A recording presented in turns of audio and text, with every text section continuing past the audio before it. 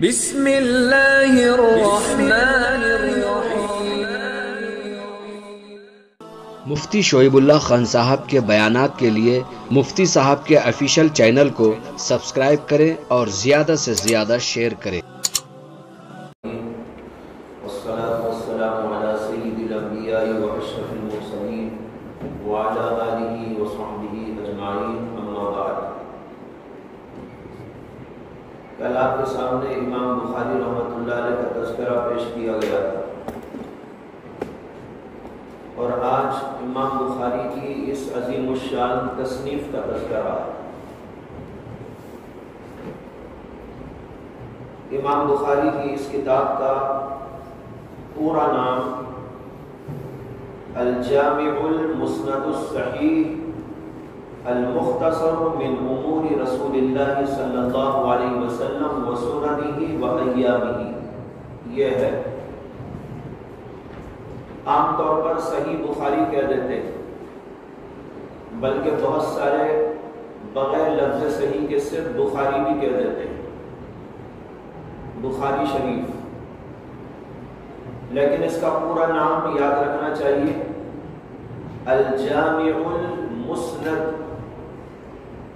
الصحیح المختصر من امور رسول اللہ صلی اللہ علیہ وسلم و سننہ و ایامہ۔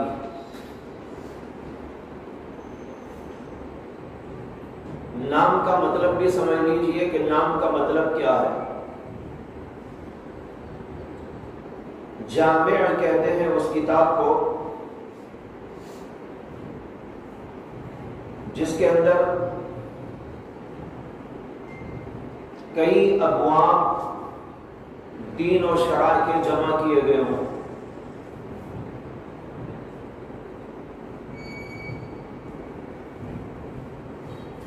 نمبر 1 عقائد، نمبر 2 احکام،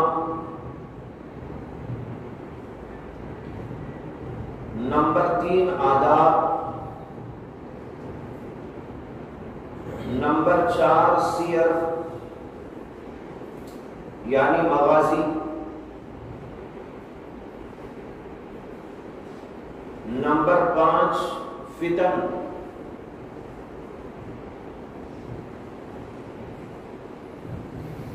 نمبر 6 اشراط، نمبر 7 مناقب،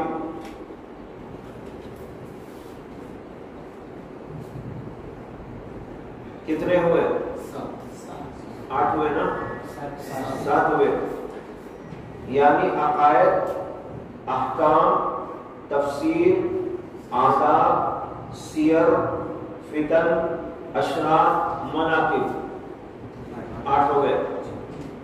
یہ 8 ابواب پر جس کتاب کے اندر بحث کی گئی ہو اور اس سلسلے میں احکامات کو اور ان کی احادیث کو جمع کیا گیا ہو، اس کتاب کا نام ہوتا ہے جامع۔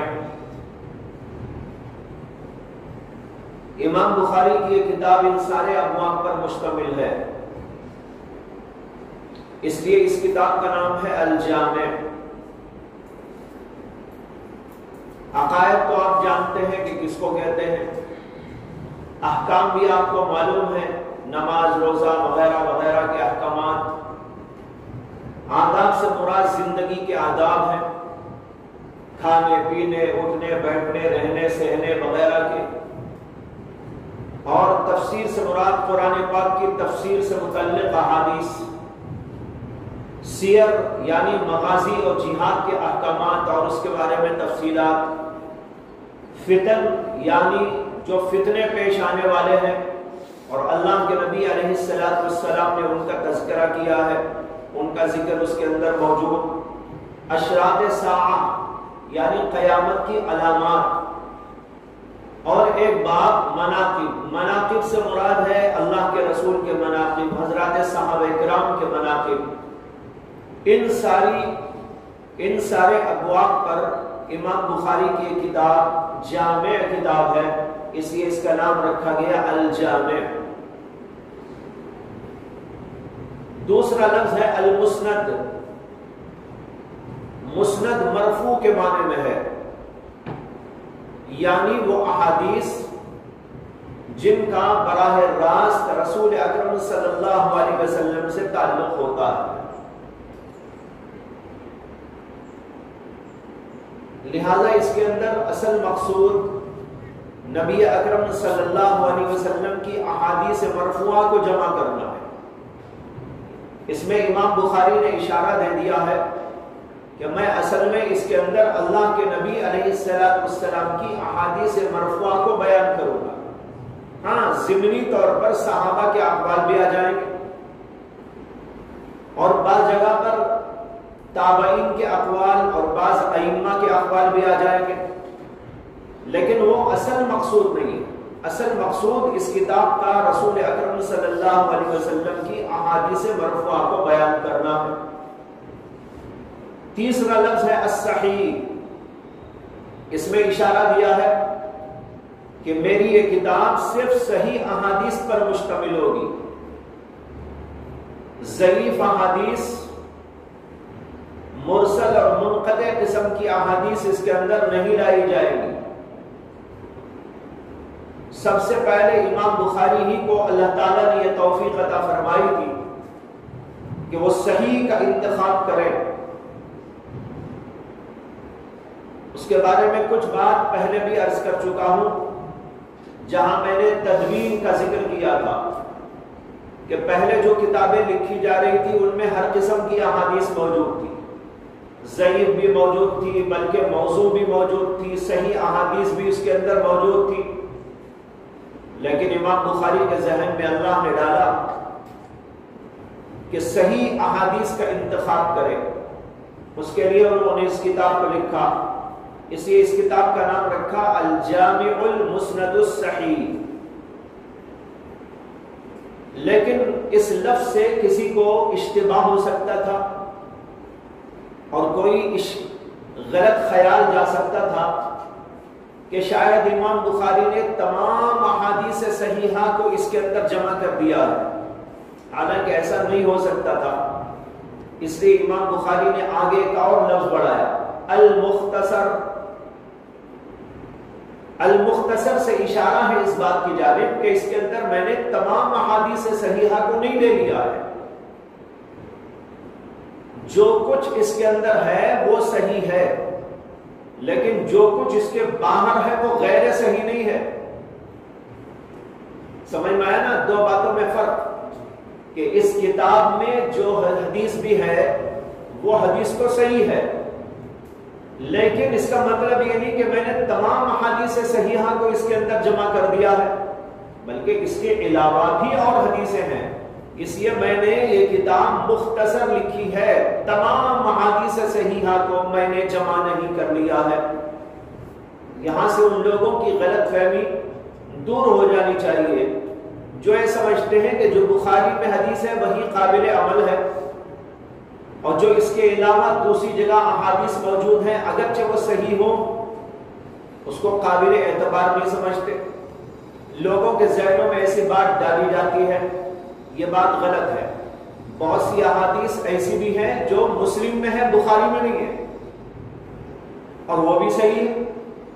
بہت سی احادیث ابو داؤد اور ترمذی اور نسائی اور ابن ماجہ میں موجود ہیں اور صحیح درجے کی ہیں، لیکن امام بخاری نے ان کو ذکر نہیں کیا. تو اس سے معلوم ہوا کہ امام بخاری نے اگرچہ اس کتاب کے اندر تمام احادیث کو جو لکھا ہے صحیح لکھا ہے، لیکن اس کا مطلب یہ نہیں ہے کہ جو اس میں نہیں لکھا وہ غیر صحیح ہے. اس کو یاد رکھنا چاہیے. اس کی طرف اشارہ دینے کے لیے امام بخاری نے لکھا المختصر من امور رسول اللہ صلی اللہ علیہ وسلم وسننہ وایامہ. اور یہ سب باتیں اللہ کے رسول علیہ السلام کے امور میں سے اور اللہ کے نبی کے سنن اور طریقوں میں سے اور اللہ کے نبی علیہ السلام کے زمانے کے حالات میں سے میں نے لکھے. لہذا اس کتاب کے اندر اللہ کے رسول صلی اللہ علیہ وسلم کے زمانے کے حالات، اللہ اللہ کے نبی علیہ السلام کے بیان کردہ فرمودات و احکامات اور اسی طرح آپ کے سنن اور طریقے اور اعمال، یہ سب کے سب اس کے اندر جمع کیے گئے ہیں۔ یہ ہے اس کتاب کے نام کا خلاصہ اور مطلب، الجامع المسند الصحیح المختصر من امور رسول اللہ صلی اللہ علیہ وسلم۔ اس کتاب کے لکھنے کی وجہ کیا پیش آئی، اس کے بارے میں دو روایتیں ہیں، میں نے پہلے بھی عرض کیا تھا۔ ایک تو یہ کہ امام بخاری کے استاد تھے امام اسحاق بن راہویہ رحمۃ اللہ علیہ، جو بہت بڑے درجے کے فقیہ تھے اور محدث بھی تھے۔ ان کی مجلس میں ایک شخص نے ان سے عرض کیا، لو جمعتم کتابا صحیحا مختصرا لسنن رسول اللہ صلی اللہ علیہ وسلم، حضرت اگر آپ کوئی ایسی کتاب لکھ ڈالیں جو رسول اکرم صلی اللہ علیہ وسلم کی صحیح احادیث پر مشتمل ہو تو کتنا اچھا ہوگا۔ جب یہ بات وہاں پر کی گئی تو امام بخاری رحمۃ اللہ علیہ کی طرف اشارہ دیا استاد نے، یعنی اسحاق بن راہویہ نے، کہ تم اس کام کو انجام دو۔ چنانچہ امام بخاری نے اس کا ارادہ کیا اور لکھنا شروع کیا، اور الحمدللہ کامیابی کے ساتھ اس منزل کو انہوں نے پار کر لیا۔ دوسری روایت یہ ہے کہ امام بخاری نے ایک دفعہ خواب دیکھا کہ رسول اکرم صلی اللہ علیہ وسلم تشریف رکھتے ہیں اور امام بخاری آپ کے سامنے ہیں اور ان کے ہاتھ میں ایک پنکھا ہے۔ رسول اکرم صلی اللہ علیہ وسلم پر مکھیاں آ کر بیٹھنا چاہتی ہیں، لیکن امام بخاری پنکھے سے ہلا ہلا کر مکھیوں کو اڑا رہے ہیں۔ خواب دیکھنے کے بعد انہوں نے معبرین سے تعبیر دی کہ اس خواب کا مطلب کیا ہے۔ معبرین نے تعبیر دی، انت تذهب عنه الكذب، اس خواب کا مطلب یہ ہے کہ آپ رسول اکرم صلی اللہ علیہ وسلم پر بولے جانے والے جھوٹ کو دور کریں گے، یعنی غلط احادیث جو اللہ کے نبی کی طرف منسوب کی جائیں گی، جھوٹی احادیث جو منسوب کی جائیں گی، یہ جھوٹی احادیث گویا کہ مکھیاں ہیں، اور امام بخاری جو پنکھے سے اس کو اڑا رہے ہیں، اس کا مطلب یہ ہے کہ ان احادیث کو وہ ادھر ادھر کر رہے ہیں اور دودھ کا دودھ پانی کا پانی کرتے جا رہے ہیں۔ چنانچہ اللہ نے ان سے یہ کام لیا کہ احادیث صحیحہ کا انتخاب عمل میں لایا گیا، اور اس کے علاوہ بھی امام بخاری نے اپنی زندگی بھر اس کام کو انجام دیا کہ صحیح احادیث اور غیر صحیح احادیث، من گھڑت اور موضوع احادیث کے درمیان میں فرق ہو جائے۔ جو لوگ احادیث کو گھڑا کرتے تھے اور لوگوں میں چلتا کرتے تھے، یہ محدثین کرام ہیں جنہوں نے ان لوگوں کے اس مشن کو ناکام کیا اور اللہ کے نبی علیہ السلام کی صحیح اور غیر صحیح احادیث کے اندر فرق کے لیے اصول اور ضوابط اور قواعد مرتب کر دیے۔ یہ کام اللہ نے امام بخاری سے لیا، اور اسی سلسلے کی ایک کڑی یہ ہے کہ انہوں نے یہ عظیم الشان کتاب تصنیف فرمائی۔ یہ کتاب امام بخاری نے کب مرتب کی، اس کے بارے میں کوئی تاریخی روایت موجود نہیں ہے۔ البتہ حضرت شیخ الحدیث مولانا زکریا صاحب کانلوی رحمۃ اللہ علیہ کہتے ہیں کہ قیاس یہ ہے کہ 217 اور 233 ہجری کے درمیان اس کی تالیف ہوئی ہے۔ 217 ہجری اور 233 ہجری، ان دونوں تاریخوں کے درمیان یہ تصنیف امام بخاری نے لکھی ہے۔ امام بخاری رحمۃ اللہ علیہ کی تاریخ پیدائش ہے 194 ہجری 194، اور ان کی وفات ہے 256 ہجری 256۔ تو اس کا مطلب یہ ہوا کہ ان کے آخری دور میں انہوں نے اس کتاب کو لکھا ہے۔ 233 ہجری کے اندر اس کتاب کو انہوں نے تالیف کر دیا۔ حضرت شیخ الحدیث نے یہ جو تاریخ بتائی ہے اس کی وجہ میں وہ لکھتے ہیں کہ دو باتیں منسوس ہیں، دو باتیں تاریخ سے ثابت ہیں۔ یہ تو یہ کہ امام بخاری نے اس کی تالیف میں 16 سال لگائے، 16 سال میں یہ تالیف مکمل ہوئی ہے۔ دوسرے یہ کہ آپ نے اس کی تکمیل کے بعد اس کتاب کو متعدد اکابر علماء کی خدمت میں پیش کیا تھا، جن میں سے امام یحییٰ بن معین، امام احمد بن حنبل، امام ابن المدینی، یہ تین اپنے زمانے کے اساتید تھے اور امام بخاری کے اساتذہ میں سے تھے۔ امام بخاری نے اس کتاب کو لکھنے کے بعد ان تینوں بزرگوں کی خدمت میں پیش کیا کہ وہ اس کتاب کے بارے میں کیا رائے رکھتے ہیں، کیا خیال فرماتے ہیں، یہ دیکھنے کے لیے یہ دو باتیں منسوس ہیں۔ ایک بات تو یہ کہ کتاب 16 سال میں تکمیل کو پہنچی، دوسری بات یہ کہ اس کتاب کو لکھنے کے بعد انہوں نے اس کتاب کو ان تین بزرگوں کی خدمت میں پیش کیا۔ ان میں سے امام یحییٰ کی وفات 233 میں ہوئی ہے۔ امام یحییٰ کی وفات 233 میں ہوئی ہے، اور امام احمد اور امام ابن المدینی کی وفات ان کے بعد ہوئی ہے۔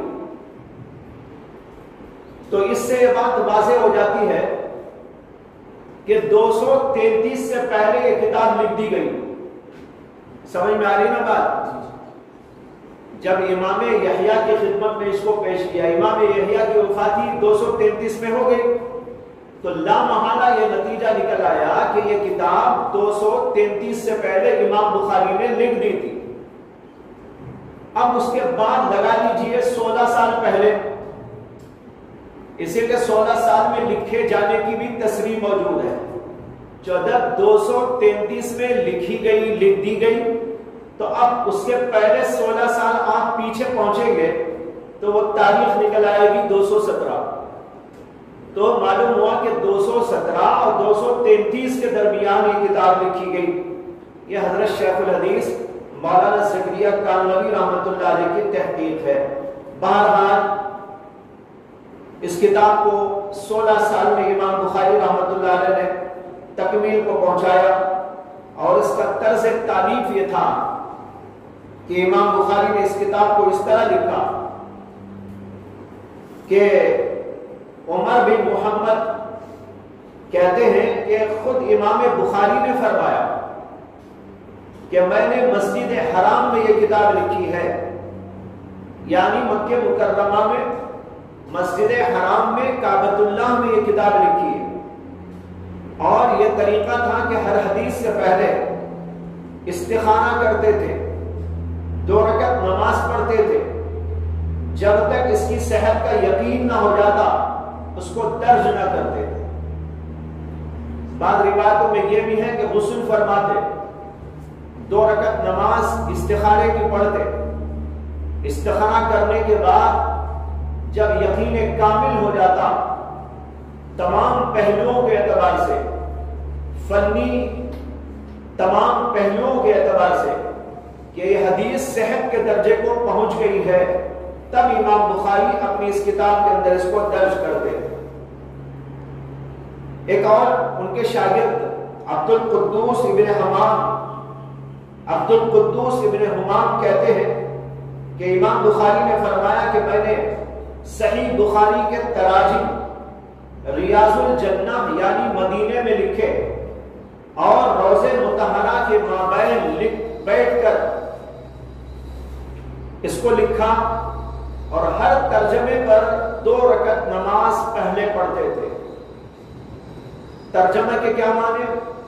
اردو کا ترجمہ نہیں، ترجمے کے معنی ہے عنوان۔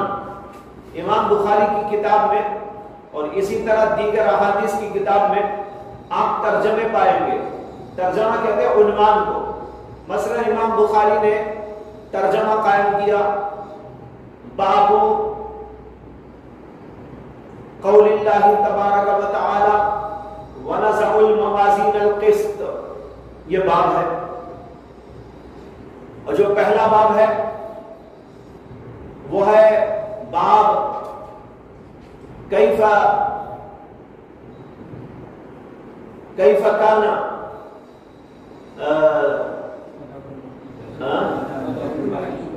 وحی نبی کے بارے میں۔ اب یہ پہلا باب اور اسی طرح 2 دیگر ابواب ہیں، ان کا نام ہے ترجمۃ الباب۔ سمجھ میں آیا؟ باب لکھیں گے، باب کے بعد ترجمہ۔ ترجمہ کہتے ہیں عنوان کو، یہ یاد رکھیے، اردو والا ترجمہ نہیں کہ آپ کہیں گے بخاری کا ترجمہ لکھا کیا امام بخاری نے، تو بھائی یہ ترجمۃ الابواب امام بخاری نے قائم کیے۔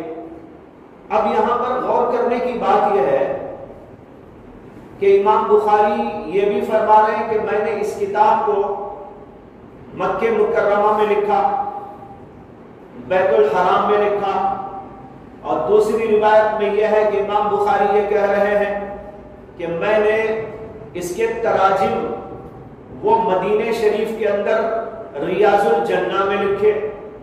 اور تیسری طرف یہ بات بھی آپ نے پڑھ لی اور سن لی کہ 16 سال میں یہ کتاب مکمل ہوئی، اور امام بخاری 16 سال نہ مدینے میں رہے نہ مکے میں رہے، تو پھر ان باتوں کے اندر تطبیق کیسے ہوگی؟ 16 سال میں لکھا، اور یہ بھی کہہ رہے مکے میں لکھا، اور یہ بھی کہہ رہے کہ تراجم ابواب میں نے مدینے میں قائم کیے۔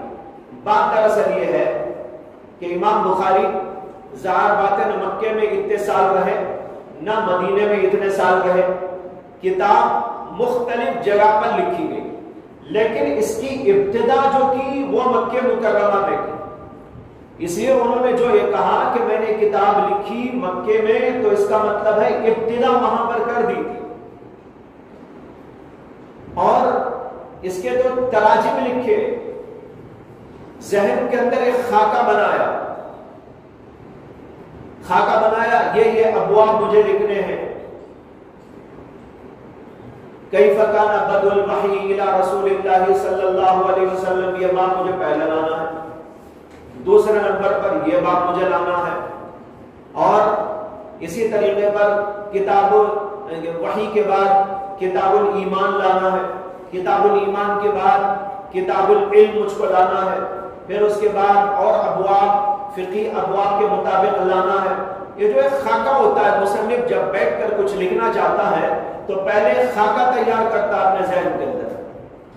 اس خاکے کی تیاری کا جو کام ہوا وہ ہوا مدینے کے اندر اور ریاض الجنہ میں بیٹھ کر۔ لہذا یہ تینوں باتیں اپنی جگہ پر صحیح ہیں۔ ابتدا کی امام بخاری نے مکہ مکرمہ میں، اور اس کا خاکہ تیار فرمایا مدینہ شریف کے اندر، اور پھر وقتاً فوقتاً لکھتے ہوئے 16 برس کے طویل عرصے میں اس کتاب کو مکمل فرمایا۔ لہذا معلوم ہوا کہ ان تینوں باتوں میں کوئی تعارض نہیں۔ اس کتاب میں امام بخاری رحمۃ اللہ علیہ نے کتنی احادیث جمع کی ہیں؟ کہا جاتا ہے کہ امام بخاری نے 6 لاکھ احادیث سے انتخاب کر کے یہ مجموعہ تیار کیا۔ اس پر آپ کو ہو سکتا ہے اشکال ہو، اگر آپ کچھ پڑھے لکھے ہوں اور ہو سکتا ہے کہ اشکال نہ بھی ہو اگر آپ نہ جانتے ہو. جاننے والے کو اشکال ہوگا، انجانے کو اشکال نہیں ہوگا.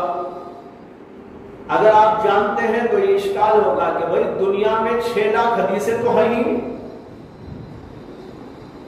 دنیا میں 6 لاکھ احادیث تو ہے ہی نہیں. پھر امام بخاری نے 6 لاکھ احادیث میں سے انتخاب کر کے اس کتاب کو لکھا. اس کا کیا معنی؟ یہاں پر ایک بات سمجھ لینا ہے. محدثین کی اصطلاح میں حدیث جب کہتے ہیں تو متن چاہے ایک ہی ہو، اگر اس کی سندیں کئی ہوں تو وہ کئی احادیث شمار ہوتی. مثال کے طور پر فرض کر لیجئے کہ انما الاعمال بالنیات ایک حدیث ہے، لیکن اس کی سندیں 10 ہیں، تو محدثین اس کو 10 حدیثیں شمار کرتے ہیں. اگر کسی ایک حدیث کی سندیں 100 ہیں تو محدثین کے ہاں وہ 100 حدیثیں کہلاتی ہیں. اس طریقے پر احادیث تو اتنی نہیں ہے، لیکن سندوں کے تعدد کی وجہ سے، سندوں میں پھیلاؤ کی وجہ سے اس طرح ہوتا ہے کہ لاکھوں کی تعداد میں وہ چلی جاتی ہے. تو امام بخاری رحمۃ اللہ علیہ نے بے شمار احادیث کو یاد کیا تھا، ذہن میں رکھا تھا سندوں کے ساتھ اس کے متن کو، تو اس میں سے انہوں نے انتخاب کیا. تو 6 لاکھ میں سے انتخاب کر کے اس حدیث کو، اس کتاب کو لکھا. اس کتاب کے اندر کتنی احادیث جمع کی، اس کے بارے میں امام ابن السلام کہتے ہیں جملۃ ما فی کتابہ صحیح 7,275 حدیثا بالاحادیث المکررہ. مقدمہ ابن السلام میں امام ابن السلام کا یہ جملہ ہے، یعنی امام بخاری نے اس کتاب کے اندر مکرر احادیث کے ساتھ کل 7,275 احادیث کو جمع کیا ہے.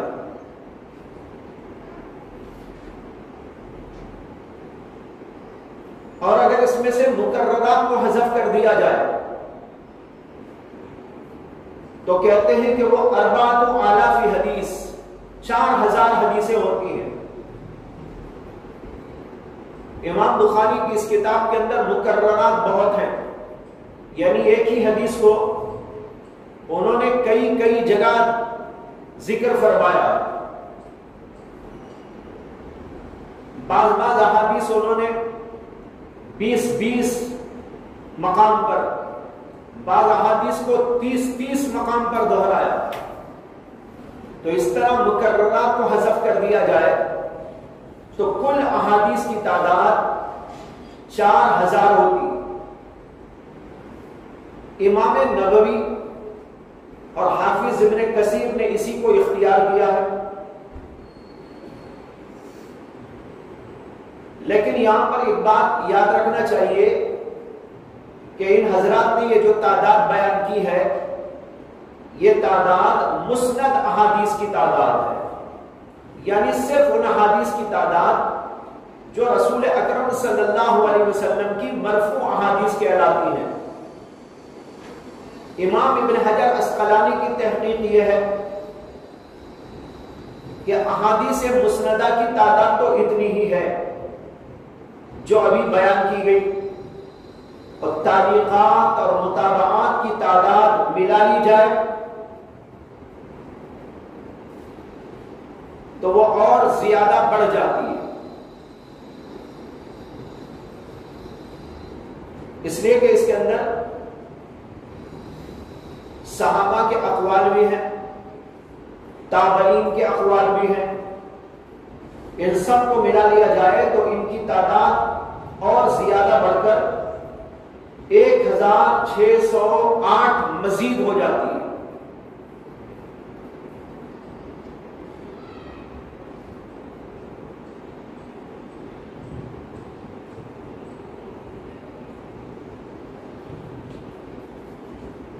اس کے بعد یہ بات جاننا ہے کہ امام بخاری رحمۃ اللہ علیہ کی عظیم الشان کتاب بہت عظیم مانی جاتی ہے اور تمام امت کا اس بات پر اتفاق ہے کہ تمام احادیث کی لکھی ہوئی کتابوں میں بخاری کی کتاب کا مرتبہ سب سے زیادہ ہے. یعنی امام مسلم کی کتاب پر بھی اس کو فوقیت ہے. بعض حضرات نے معطا کو اس پر مقدم کیا ہے اور بعض مغاربہ حضرات نے امام مسلم کی کتاب کو ترجیح دی ہے. امام مالک رحمت اللہ علیہ کی کتاب معطا بخاری سے پہلے اصح الکتب کہلاتی تھی. امام شافعی رحمت اللہ علیہ کا مقولہ ہے اصح الکتب بعد کتاب اللہ المعطا. اللہ کی کتاب قرآن مجید کے بعد تمام کتابوں میں سب سے زیادہ اصح ترین کتاب معطا ہے. اس قول کی بنیاد پر بعض حضرات نے امام مالک کی کتاب معطا کو بخاری پر ترجیح دی، لیکن محققین کا کہنا یہ ہے کہ امام شافعی کا یہ مقولہ اس وقت کا ہے جبکہ بخاری کا وجود نہیں تھا. بخاری بعد میں لکھی گئی. امام شافعی اور امام مالک اس سے پہلے گزر گئے. امام شافعی نے اپنے زمانے میں یہ کہا تھا اسے کہ اس زمانے تک لکھی ہوئی کتابوں میں سب سے زیادہ اصح ترین کتاب معطا تھی. لیکن جب بعد میں بخاری شریف وجود میں آئی تو اس کے اندر جو اہتمامات اور جو التزامات اور جو خصوصیات ملحوظ اور پیش نظر رکھ کر امام بخاری نے لکھا ہے اس کے اعتبار سے امام بخاری کی کتاب کو اس سے زیادہ درجہ مل گیا. یہی محققین اور اکثر علماء کا رجحان ہے. رہا یہ کہ امام مسلم کی کتاب کا درجہ بعض مغاربہ نے امام بخاری کی کتاب پر زیادہ بیان کیا ہے، مافوق کہا ہے. لیکن یہاں بھی جمہور کی رائے یہ ہے کہ امام بخاری کی کتاب کا درجہ امام مسلم کی کتاب پر فوقیت رکھتا ہے. اس کی وجوہات یہ ہیں: نمبر 1، معطا میں مرفوع احادیث کم ہے، بخاری میں مرفوع احادیث زیادہ ہیں. معطا میں مرفوع، موقوف، مقطوع سبھی قسم کی احادیث ہیں، جبکہ بخاری میں اکثر احادیث مرفوع ہیں. معطا آپ پڑھیں گے تو اس کے اندر آپ کو اس کا اندازہ ہوگا. مرفوع احادیث کے ساتھ ساتھ موقوف کہتے ہیں حضرات صحابہ کرام کی روایات، مقطوع کہتے ہیں تابعین کے اقوال. امام مالک کی کتاب میں یہ سب کچھ موجود ہے اور کثرت کے ساتھ موجود ہے، جبکہ بخاری کے اندر زیادہ تر احادیث مرفوع ہیں، موقوف اور مقطوع کہیں کہیں ہیں. اس لیے امام بخاری کی کتاب کو فوقیت ہے. اسی طرح ایک وجہ ترجیح یہ ہے کہ معطا میں مراسیل اور منقطعات بھی ہیں. منقطع روایات، مراسیل کہتے ہیں ان روایات کو جس میں صحابی کا حوالہ نہیں ہوتا.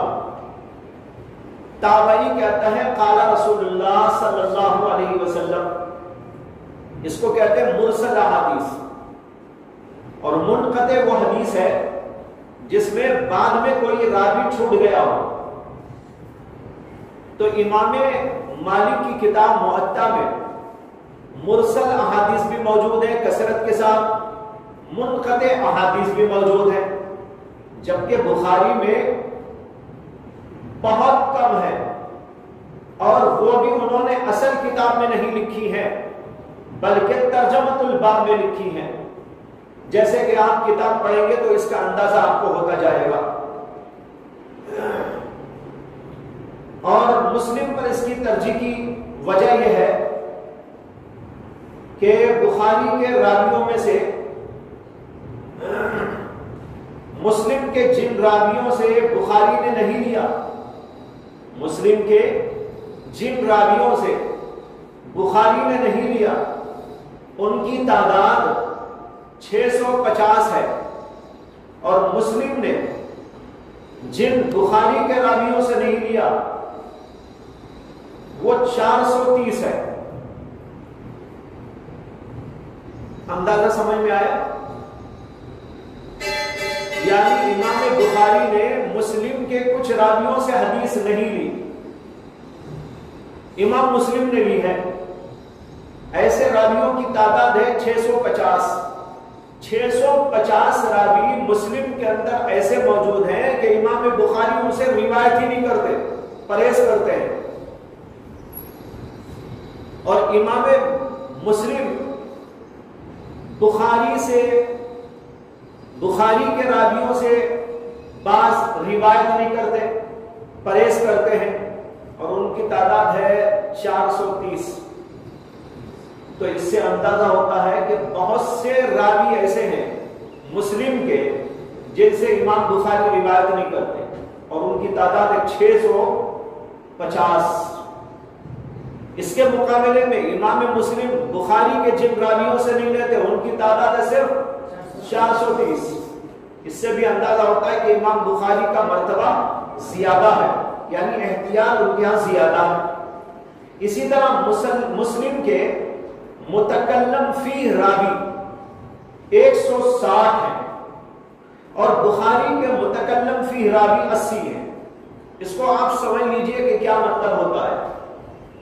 دیکھو، بخاری شریف بھی صحیح کتاب ہے جیسے کہ آپ کو بتایا گیا، اور مسلم شریف بھی صحیح کتاب ہے، اس کے اندر بھی احادیث صحیحہ کا التزام ہے، لیکن اس کے باوجود امام بخاری کے بھی بعض راویوں پر اور امام مسلم کے بھی بعض راویوں پر بعض علماء نے جرح کی ہے، نقد کیا ہے۔ اگرچہ وہ نقد ان کا مانا نہیں گیا، نقد سے کوئی بچتا نہیں ہے، تو یہاں بھی نقد کیا گیا، بخاری کے راویوں پر بھی نقد کیا گیا، مسلم کے راویوں پر بھی نقد کیا گیا، اور امام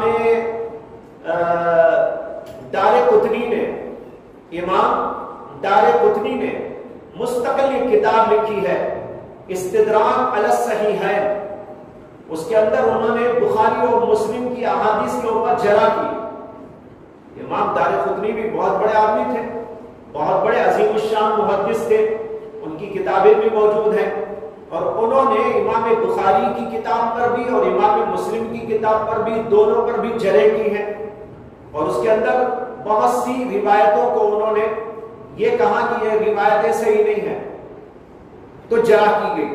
اگرچہ ان کی جرح کو مانا نہیں گیا، اور یہ جواب ان کو دیا گیا کہ بھئی آپ کو غلط فہمی ہو رہی ہے، آپ کو جرح کر رہے ہیں، لیکن جمہور علماء بتا رہے ہیں کہ اس کے اندر یہ خامی نہیں ہے، اس کے اندر یہ خرابی نہیں ہے۔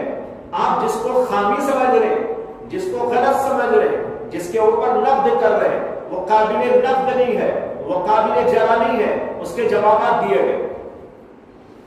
تو ایسے راویوں کا نام ہے متکلم فی راوی، جن پر کلام کیا گیا، جن کے اوپر نقد کیا گیا۔ جن راویوں پر نقد کیا گیا ان میں بخاری کے راوی تو ہے صرف 80، بخاری کے 80 راویوں پر نقد کیا گیا ہے، اور امام مسلم کی کتاب پر جو نقد ہوا تو ان کے راویوں کی تعداد ہے 160، یعنی ڈبل ہو گئی، اس سے تعداد دگنی ہو گئی۔ تو ان کے ہاں 80 راویوں پر جرح ہوئی اور ان کے ہاں 160 راویوں پر جرح ہوئی۔ اگرچہ دونوں کی ان جروحات کا جواب دے دیا گیا ہے اور یہ بتایا گیا کہ نہیں، آپ کی جو ہے یہ جرحیں قابل قبول نہیں. ہر جرح قابل قبول نہیں ہوتی، یاد رکھو اس کو. جرح تو ہوئی، بخاری کے راویوں پر بھی ہوئی اور خود امام بخاری پر بھی ہوئی، امام ابو حنیفہ پر بھی ہوئی، امام شافعی پر بھی ہوئی اور لوگوں پر بھی ہوئی، لیکن ہر جرح قابل قبول نہیں ہوا کرتی.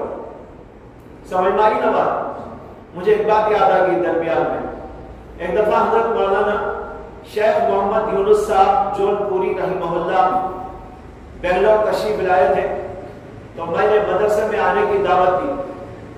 تب مدرسہ یہاں نہیں تھا، بیدواڑی میں تھا.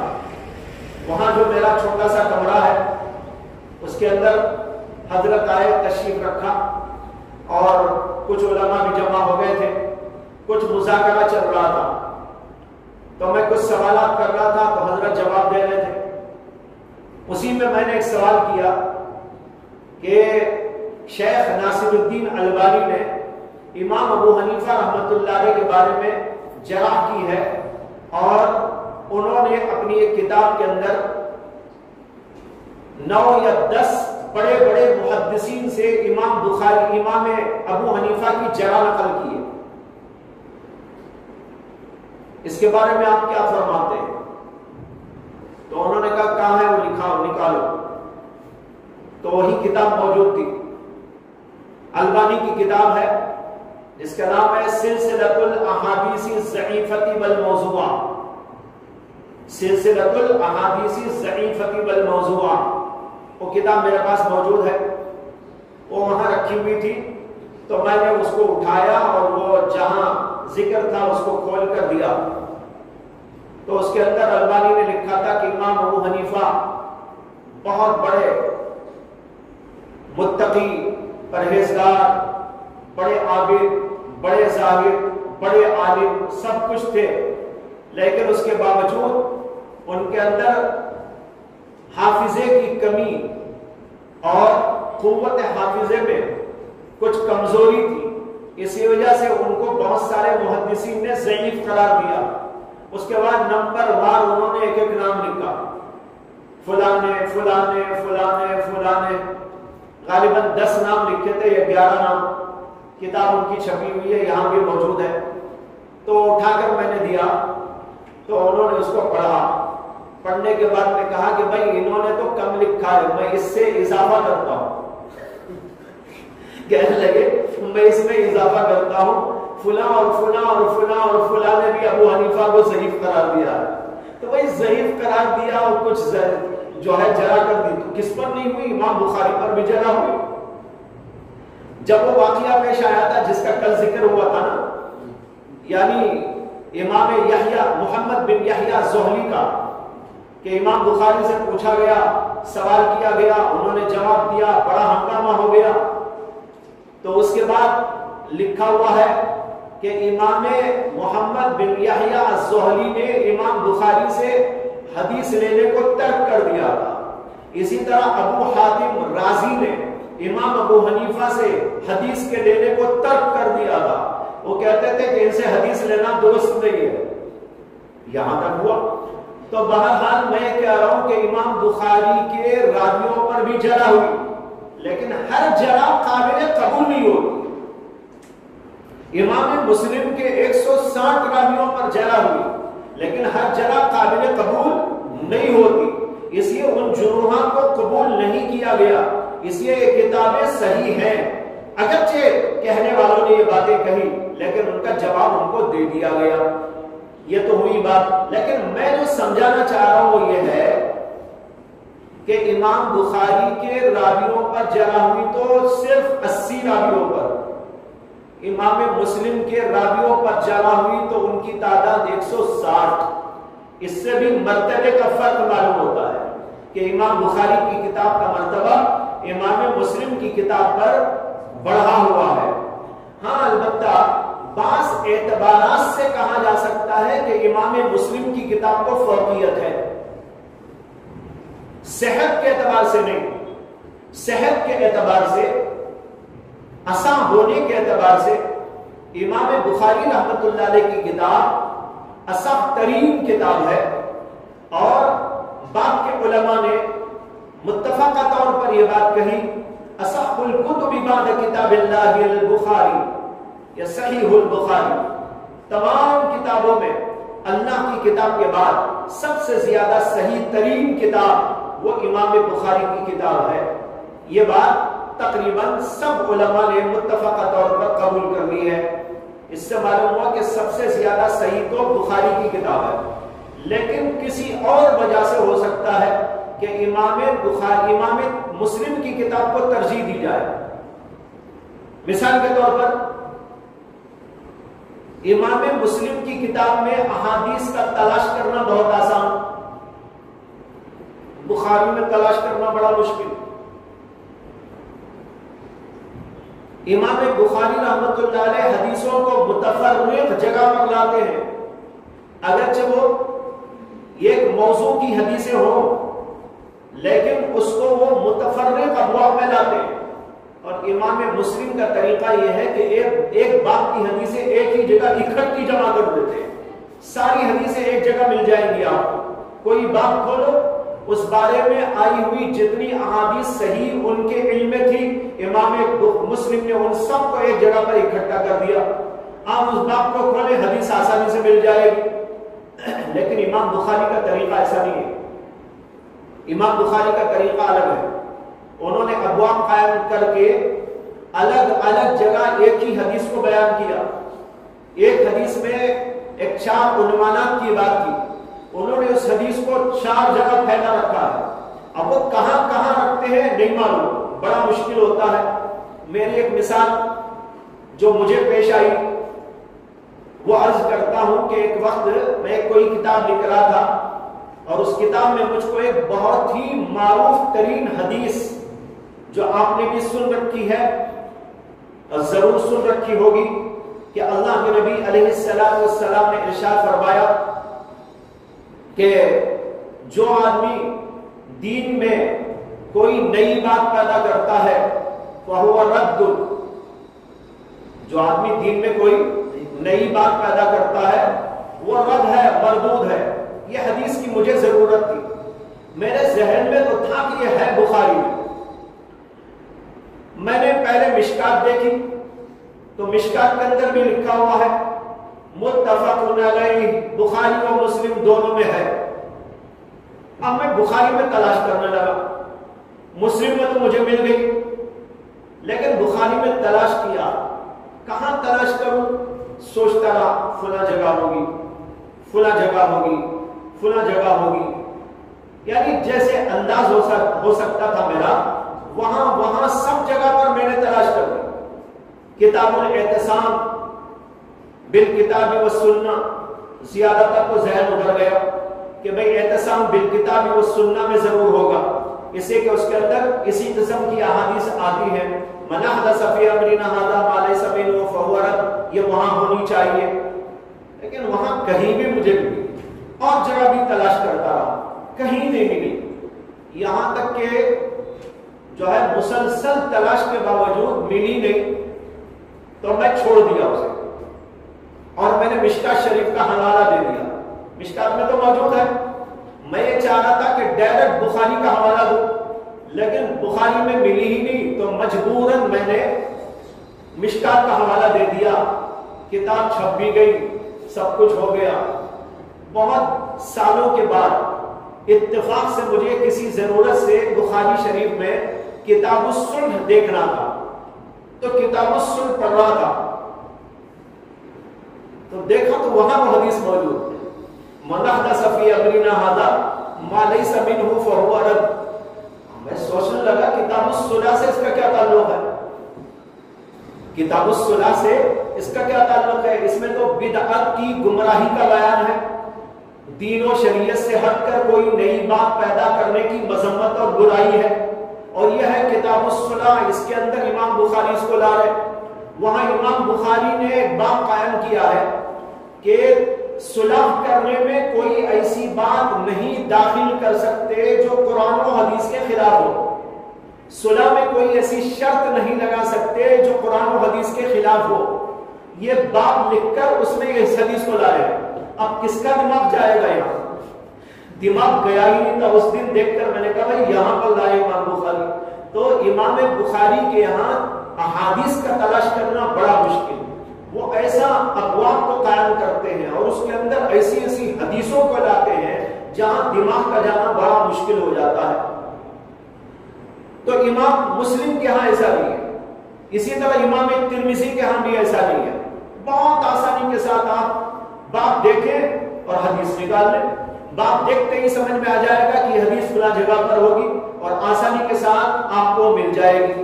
بخاری جب آپ پڑھیں گے تو وہاں پر آپ کو یہ گتھیاں سلجھانے کا موقع ملے گا اور یہ سوالات پیدا ہوں گے کہ امام بخاری نے باب یہ قائم کیا ہے لیکن حدیث یہ لائی ہے, حدیث سے تو مطلب نہیں نکلتا ہے, کیا مطلب ہے, کیسا نکالا ہے, گتھی سلجھانے کی ضرورت پڑ جائے گی. تو بہرحال ان وجوہات سے ہو سکتا ہے کہ امام مسلم کی کتاب کو ترجیح دی جائے, لیکن جہاں تک اصحیت کا تعلق ہے اس کے اندر اتفاق ہے علماء محققین کا کہ امام بخاری کی کتاب سب سے زیادہ صحیح ترین کتاب ہے. امام بخاری رحمۃ اللہ علیہ نے اس کتاب کو جو روایت کیا یعنی بیان کیا تو ان سے 90,000 حضرات نے اس کتاب کو سنا ہے. کتنے؟ 90,000. معمولی تعداد نہیں ہے. ویسے ان کے عام دروس کے اندر تو 1 لاکھ آدمیوں کا مجمع ہوتا تھا اور یہ بھی لکھا ہے تاریخ میں کہ چونکہ اسپیکر کا دور نہیں تھا اور 1 لاکھ آدمیوں تک آواز کو پہنچانا ممکن نہیں تھا تو اس لیے بیچ میں املا کرانے والے بھی ہوتے تھے جو خود بڑے بڑے محدثین ہوتے تھے. امام بخاری کے شاگرد ہوا کرتے تھے یا اس زمانے کے بڑے بڑے عظیم الشان محدث ہوتے تھے, وہ املا کراتے تھے. امام بخاری یہاں بیٹھ کر حدیث بیان کرتے, ایک جملہ فرماتے اور بعد میں سن کر املا کرانے والا اپنے بعد والوں کو سناتا, پھر وہاں پر اور ایک املا کرانے والا ہوتا وہ اپنے بعد والوں کو سناتا. اس طریقے پر ایک مجمع کے اندر 10,000 املا کرانے والے ہوتے تھے. 10,000 املا کرانے والے, سننے والے الگ 1 لاکھ, ایسا حال. اور خاص یہ کتاب بخاری شریف امام بخاری سے 90,000 لوگوں نے سنی, مگر جن سے یہ کتاب ہم تک مروی ہو کر آئی ہے وہ امام ابو عبداللہ محمد بن یوسف الفربری ہیں. الفربری ان کا نام ہے, ابو عبداللہ محمد بن یوسف الفربری. اور پھر ان سے بہت سے لوگوں نے اس حدیث کو, اس کتاب کو روایت کیا ہے اور یہیں سے امام بخاری کے کئی نسخے ملتے ہیں. آپ جب کتاب پڑھیں گے تو آپ کی کتاب کے حاشیے پر آپ کو ملے گا نون اور وہاں لکھا ہوگا کچھ. جب آپ پڑھیں گے تو دیکھیے اس کو کیا مطلب ہوتا ہے نون کا نسخہ, یعنی ایک نسخے میں ایسا ہے, فربری کے نسخے میں ایسا ہے اور فلاں کے نسخے میں ایسا ہے.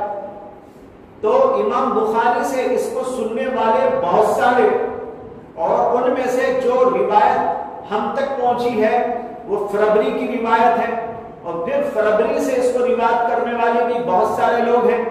اس لیے نسخے کچھ الگ الگ ہو گئے. اس لیے بعض جگہ پر کوئی حدیث کم ہے, بعض جگہ پر کوئی حدیث زیادہ ہے, بعض جگہ پر کسی لفظ کا فرق ہے, بعض جگہ پر کسی اور انداز سے بات بیان کی گئی ہے.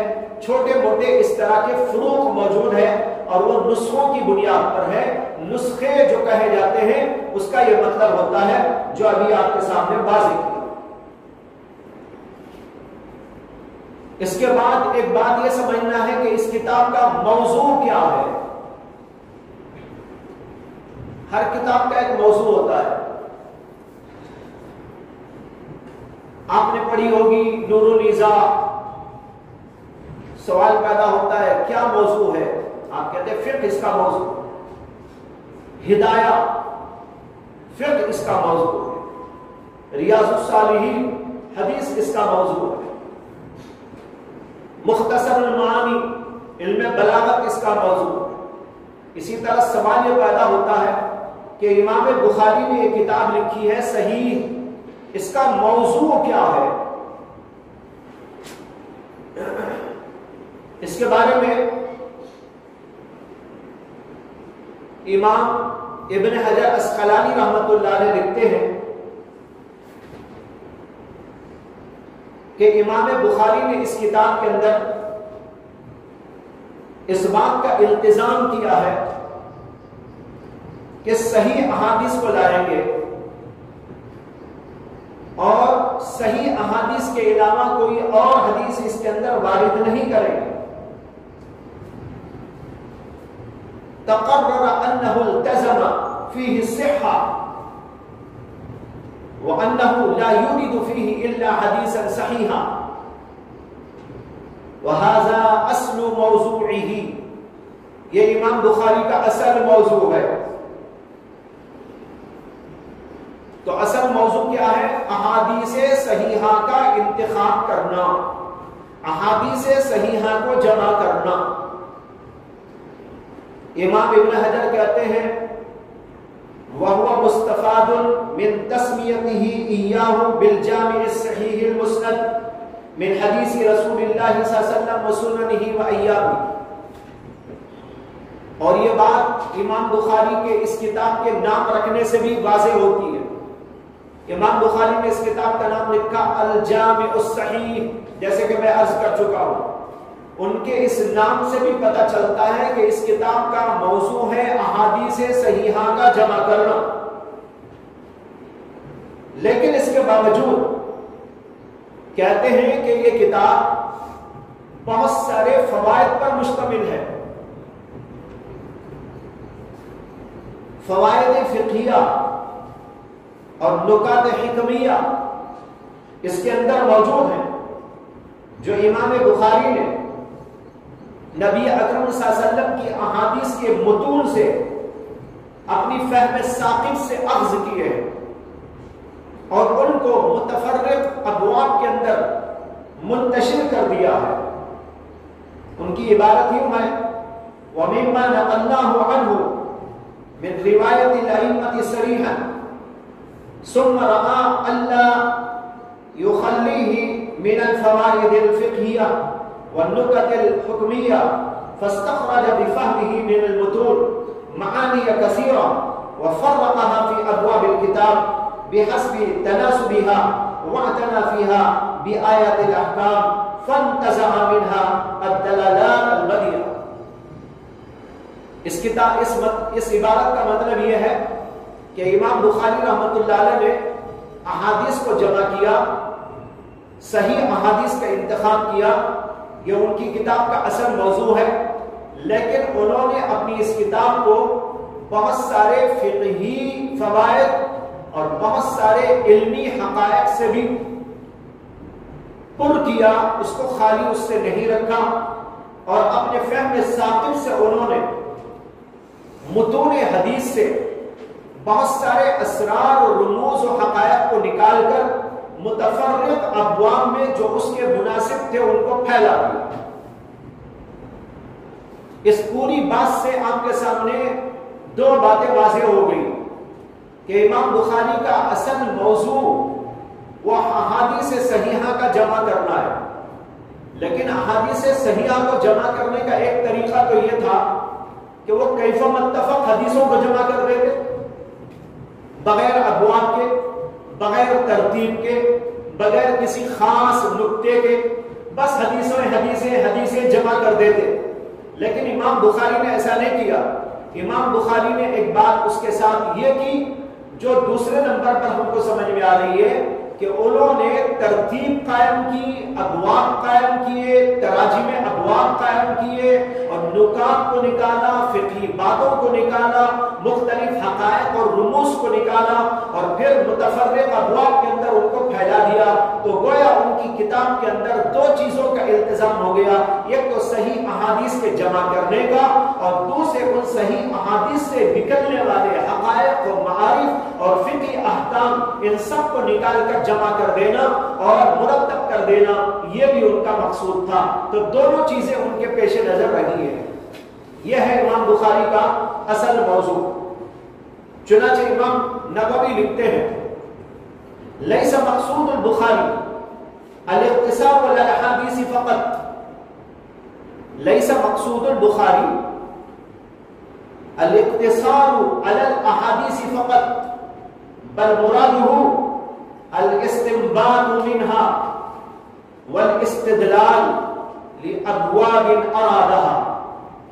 ان کا مقصود صرف احادیث کو جمع کر دینا نہیں، بلکہ اس کے ساتھ احکام کو نکالنا، استنباط کرنا، استدلال کرنا، اور جو ابواب انہوں نے قائم کیے ہیں اس کے مطابق ان کو جمع کر دینا، یہ ان کا مقصد ہے۔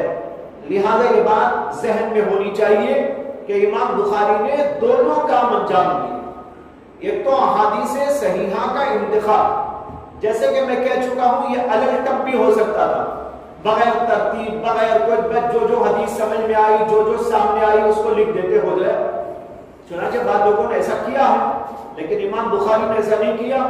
ابواب قائم کیے بڑا مرتب انداز، اور پھر ان میں سے بڑے نکات کو نکالا، عجیب عجیب حقائق کو نکالا، عجیب عجیب معارف کو نکالا، احکام فقہیہ کو نکالا، اور اس کے مطابق ابواب قائم کر کے اس کے اندر ان کو جمع کرتے چلے گئے۔ یہی سے بات آپ کو سمجھنی ہے کہ امام بخاری رحمۃ اللہ علیہ نے جو تراجم ابواب قائم کیے ہیں، یہ تراجم ابواب خود ایک بہت بڑا کارنامہ ہے۔ احادیث کو جمع کرنا تو کارنامہ ہے ہی، اس کے ساتھ جو انہوں نے تراجم ابواب قائم کیے یہ خود بھی ان کا ایک مستقل کارنامہ ہے۔ اسی وجہ سے امام بخاری کی اس کتاب کے اندر آئے ہوئے تراجم کو امام بخاری کی فقہ کہتے ہیں۔ کہنے والے علماء نے یہ بات کہی، فقہ البخاری فی تراجم البخاری، فقہ البخاری فی تراجم البخاری۔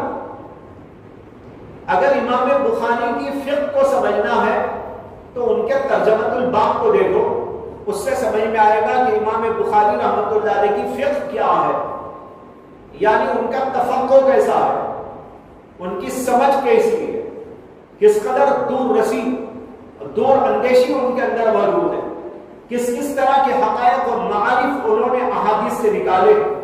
اگر یہ دیکھنا ہو تو ان کے تراجم ابواب کو دیکھو، تراجم ابواب سے سمجھ میں آئے گا کہ ان کے اندر کس قدر تفقہ کا مادہ تھا، جس کی وجہ سے انہوں نے اس کتاب کے اندر ان تراجم کو قائم کیا۔ اسی لیے علماء نے امام بخاری کے تراجم ابواب کو ایک مستقل فن بنا دیا، ایک مستقل فن بن گیا، اور بڑا اس سے اعتنا کیا گیا، اور اس کے معانی اور حقائق کے انکشاف کے لیے بڑی عرق ریزی کی گئی، اور اس سلسلے میں بڑے بڑے علماء حضرات نے کتابوں پر کتابیں لکھی، یعنی صرف ان کے تراجم ابواب پر۔ یہ تو پوری بخاری پر ہے، لیکن صرف ان کے تراجم ابواب کو لے کر اس کے اوپر بحث، اس کے اوپر مذاکرہ اور اس کی تشریحات، اس کی توضیحات کی گئی، اور اس کے اوپر بھی کتابوں پر کتابیں لکھی گئی۔ اس سلسلے میں لکھی ہوئی کتابوں میں سے امام محمد ابن المنیر رحمہ اللہ، ان کی کتاب ہے المتواری علی تراجم ابواب البخاری، المتواری علی تراجم ابواب البخاری۔ اس کے لکھنے والے کا نام ہے امام محمد ابن المنیر۔ بہت سارے لوگ اس کو ابن المنیر پڑھ دیتے ہیں، یہ ابن المنیر ہے، یاد رکھو اس کو، جگہ جگہ ان کا تذکرہ آتا رہتا ہے، شروحات میں بھی ان کا بہت نام آتا ہے، یعنی بخاری کی شروحات میں. اس کو یاد رکھنا ہے کہ ابن المنیر نہیں ہے، ابن المنیر ہے. اسی طرح علامہ ابن رشید السبتی نے ترجمان التراجم کے نام سے کتاب لکھی. امام بدر الدین ابن جماعہ نے مناسبات تراجم البخاری نام کی کتاب لکھی. امام شاہ ولی اللہ دہلوی نے اس کے اوپر ایک مستقل رسالہ لکھا، اور وہ رسالہ آپ کی کتاب کے ساتھ میں شائع شدہ ہے. شروع کتاب میں مختصر طور پر وہ شائع شدہ ہے، اس کے اندر آپ اس کو دیکھ سکتے ہیں، لیکن وہ بہت مختصر ہے. اور اس سلسلے میں سب سے زیادہ ضخیم ترین کتاب جو اس آخری دور میں لکھی گئی وہ حضرت شیخ الحدیث مولانا زکریا صاحب کانلوی رحمۃ اللہ علیہ کی ہے، اور اس کا نام ہے الابواب والتراجم، جو آپ کے سامنے یہاں پر رکھی ہوئی ہے. یہ کتاب ہے 5 جلدوں کے اندر، یہ آپ کے سامنے رکھی ہوئی ہے. یہ صرف تراجم ابواب کے اوپر ہے. سمجھ میں آیا؟ پوری بخاری کی شرح نہیں ہے یہ صرف تراجم ابواب، اس کے اوپر لکھی ہوئی اتنی عظیم الشان کتاب ہے. اس کا نام ہے الابواب والتراجم لصحیح البخاری. یہ شیخ الحدیث مولانا زکریا صاحب کانلوی رحمۃ اللہ علیہ کی ہے. انہوں نے پرانے زمانے میں جو کچھ لکھا گیا اس پر وہ سب کچھ اس کے اندر جمع کیا، اور اپنی آرا بھی اس کے اندر جمع فرما دی. اس کے اندر سب کچھ موجود ہے.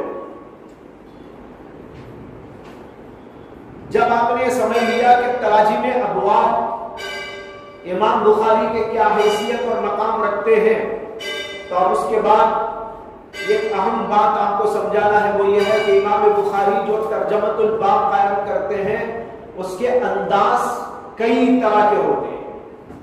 ایک مستقل باب ہے جس کو میں انشاءاللہ کل آپ کے سامنے پیش کروں گا. وآخر دعوانا ان الحمد للہ رب العالمین.